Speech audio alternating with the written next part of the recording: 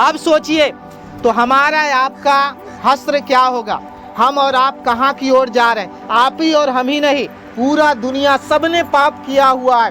कोई कहे कि हमसे कोई पाप नहीं हुआ है तो बाइबल बताती है कि वो उसके अंदर में सत्य नहीं है। क्या नहीं है? सत्य नहीं।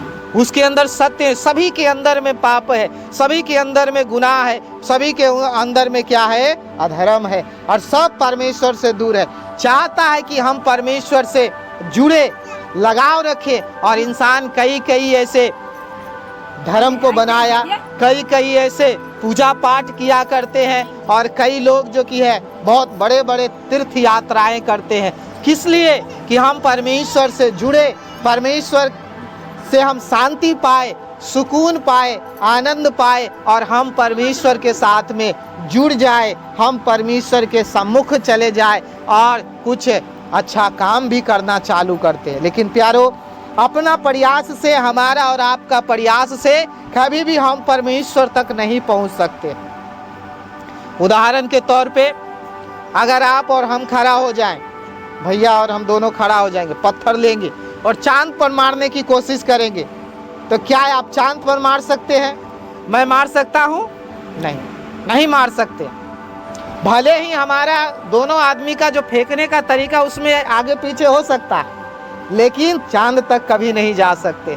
वैसे ही मनुष्य कितना भी कर्म करे इस धरती पर, लेकिन अति पवित्र परमेश्वर तक कभी नहीं जा सकता है, कभी नहीं जा सकता। चाहे कितना भी धर्म का काम करे, कर्म करे, कितना भी प्रयास करे, फिर भी अति पवित्र परमेश्वर के सामने में मानव नहीं जा सकता है।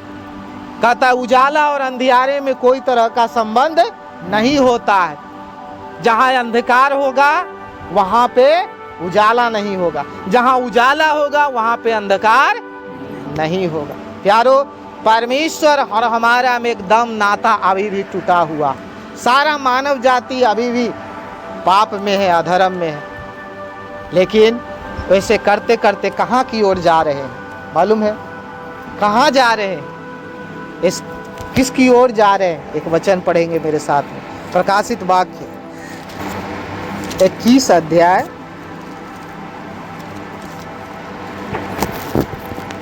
और उसका 8 वचन पढ़िए। परंतु डरपोकों हाँ और अविश्वासियों हाँ और घिनौनों और हत्यारों और व्यभिचारियों और टोनों और मूर्ति पूजकों और सब झूठ का भाग उस झील में मिलेगा जो आग और गंधक से जलती रहती है। देखिए कहाँ जा रहा है आदमी बुराई करते करते? आग और गंधरस में जा। वो ऐसे जगह पे जहां से कि निकलना नामुमकिन है, वहां जा रहा है उसका आत्मा, आग में जा रहा है।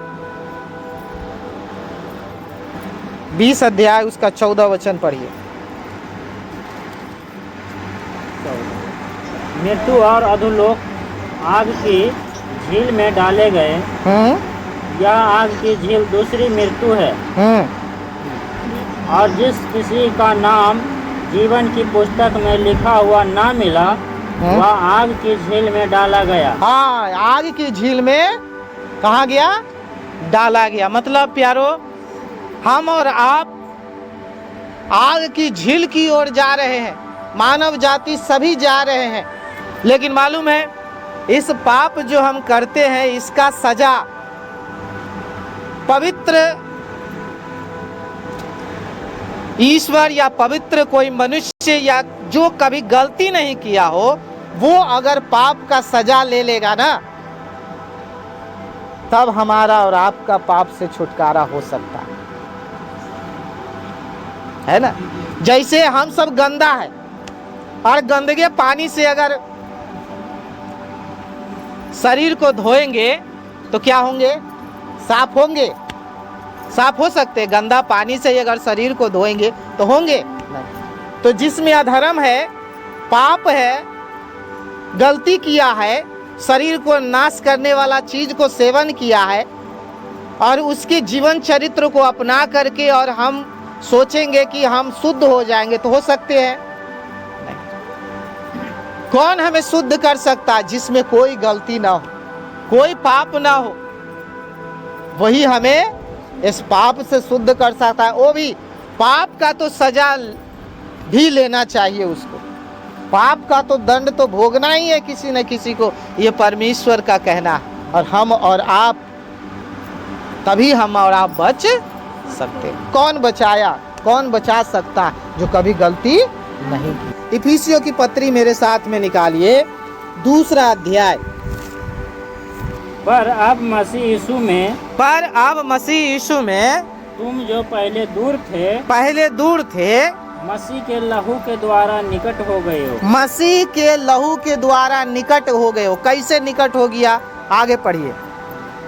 क्योंकि वही हमारा मेल है, वही हमारा मेल है जिसने दोनों को एक कर लिया, दोनों को एक कर लिया, और अलग करने वाली दीवार को जो बीच में थी, अलग करने वाली जो दीवार थी, जो बीच में थी, ढा दिया, और अपने शरीर में बैर अर्थात वह व्यवस्था जिसकी आज्ञाएं विधियों की रीति पर थी, हाँ, मिटा दिया, हाँ, कि दोनों से अपने में एक नया मनुष्य उत्पन्न करके मेल करा दे। हाँ, करा दे। आगे। और क्रूस पर बैर को नाश करके, क्रूस पर बैर को नाश करके, इसके द्वारा दोनों को एक देह बनाकर परमेश्वर से मिलाए। हाँ, मतलब समझ में आया?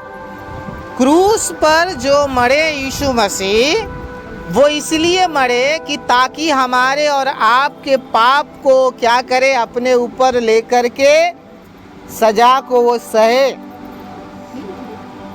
जो बीच में जो दीवार था ना, दोनों का अलग अलग, पाप और पवित्र नहीं मिल सकता, तो उसको क्या कर दिए, एक करने के लिए उन्होंने अपना जान दे दिए, ताकि उस पुल के द्वारा हम परमेश्वर तक पहुंच सके। हमारे बदले में, आपके बदले में यीशु मसीह ने क्रूस पर अपना जान दे दिए, और वही क्रूस जो है कि हमें परमेश्वर तक पहुंचने का मार्ग बन गया।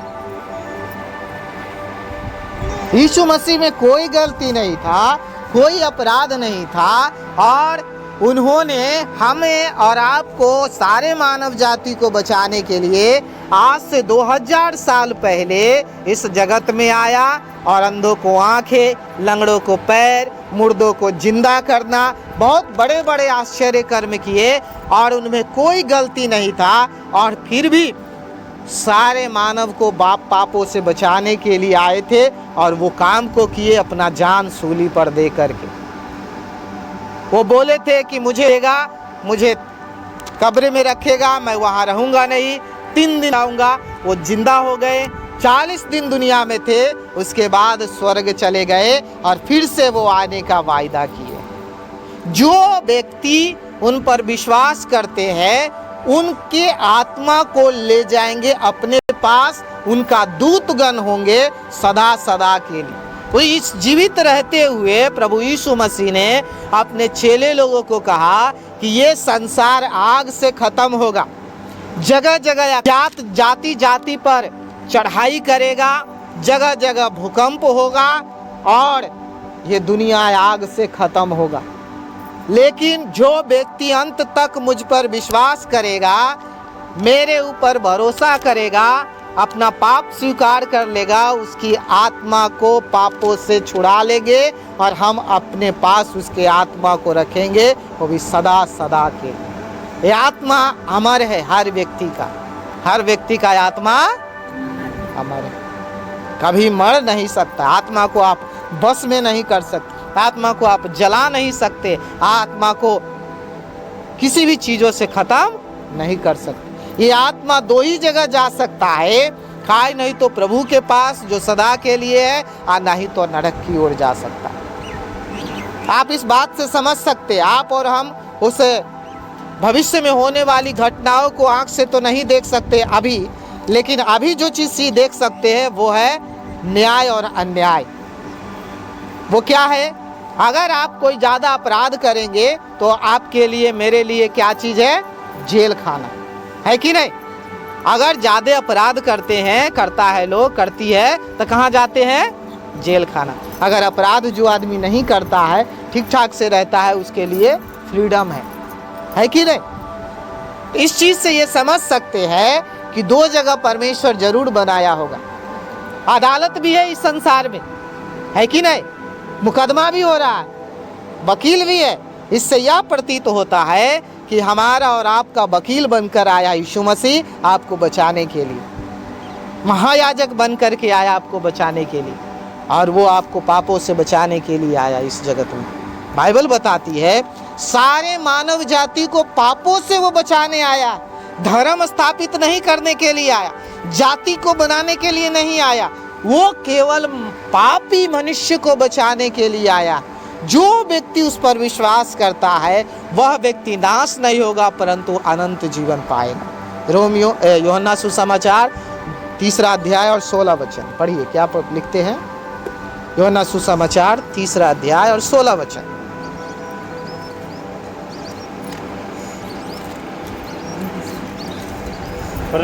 क्योंकि परमेश्वर ने जगत से ऐसा प्रेम रखा कि उसने अपना इकलौता पुत्र दे दिया, हाँ, ताकि जो कोई उस पर विश्वास करे, हाँ, वह नष्ट ना हो, हाँ, परंतु अनंत जीवन पाए। हाँ, प्रभु यीशु मसीह पर जो कोई विश्वास करेगा वह नाश नहीं होगा परंतु अनंत जीवन पाएगा। ये बाइबल बताती है।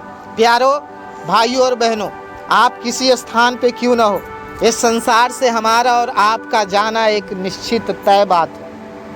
बहुत बड़े सौभाग्य की बात है कि आप इस महान परमेश्वर की शुभ समाचार को, अच्छे खबर को आप अपने जीवन में सुन रहे हैं। आप अपने जीवन का करता धरता प्रभु यीशु मसीह को बनाएंगे तो आप बच जाएंगे। अगर आप ऐसे ही जिंदगी जीते रहेंगे तो आपका और हमारा जो सबसे बड़ा पूंजी है, जो आत्मा है, वो हमेशा के लिए नरक में चला जाए। प्रभु नहीं चाहता है कि हमारा संपत्ति जो आत्मा है वो हमसे दूर चला जाए। आप चाहते हैं कि आपका कोई अपना संपत्ति खो जाए?